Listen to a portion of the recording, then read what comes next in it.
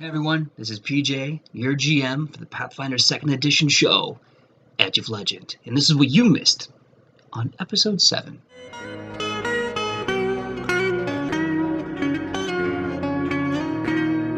Three, two, one. The adventurers decide to take a rest before their trek to the enemy HQ at the quarry, with Morel, Zashmaru, and his Brotherhood of Dogs, as well as the Ulfgard Company, primed for an ambush if things go south. The adventurers head to the entrance of the mines. Upon arrival, they quickly divide and conquer. Matthias sneaks behind Eloise, still dressed as an amazing goblin, by the way, and Unit Leontari on their mission to gather more information. Ilona and Woodward are prepped with a cart full of rocks, ready to launch at the entrance if the scouting party are followed on their way out, and Rufa and Shionibus place the bombs for their eventual destruction at the HQ with one small hiccup from Shionibus. Best laid plans of elves and men, right? Eloise, Matthias, and Leontari head cautiously into the mines. Eventually, they reach what looks like a war room, littered with maps, notes, and weapon racks. Matthias is able to pick up the general disarray, and this has caused from a violent disagreement. He scans one of the maps, and though it is an Orcish, he can glean that all the red X's that cover the map kinda don't say anything good. He swipes one of the maps and continues to the next room, which has a huge window overlooking the quarry. He sees from that vantage point another giant Frankenorc, much like Leontari. He sees griffins with red rock orc battle flyers, prepared for war. And additionally, there are hundreds of orcs, goblins, and hobgoblins ready to battle. After this new frightening discovery, Matthias heads back to find Eloise, who has boldly announces that she has made a new friend. Meet Morinle Logorunun. That's right, Morinle Logorunun. Say the whole thing. She's the daughter of Isawal, a 12-year-old human alchemist who's been working with her goblin mentor, Kahorba Bubbleboil, in the Green Military. She explains that she and her mentor are also planning on blowing up the quarry, and asks Matthias to help her find her teacher. Matthias agrees, but only after they return to the rest of the party.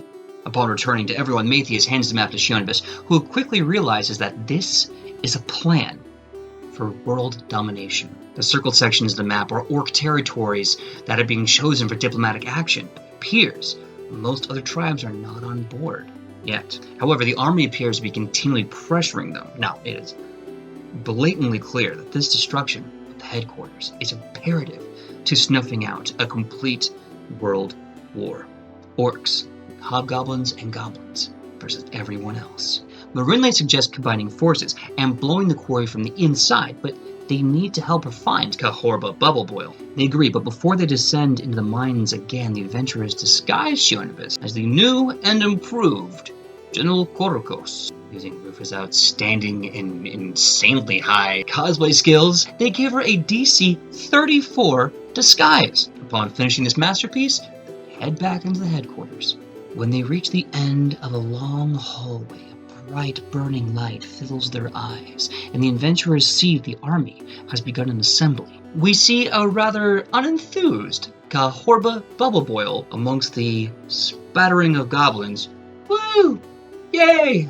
What he said. We see Champion Zanakin rousing the troops to march on Adolfon. He shouts his disdain from humankind from the rooftops, condemning them for their treatment of orcs and goblins. Eloise sends a message to Ka with her amazing mind powers, telling her to meet the adventurers and then blow up the mines. When Ka does join them, they agree to strategically blow up the headquarters in 2 explosions. But before the adventurers have a chance to leave, Ka and Morinle detonate the bombs. The adventurers barely make it out in time as the alchemists rush after them, but not everything has been solved by destroying the headquarters.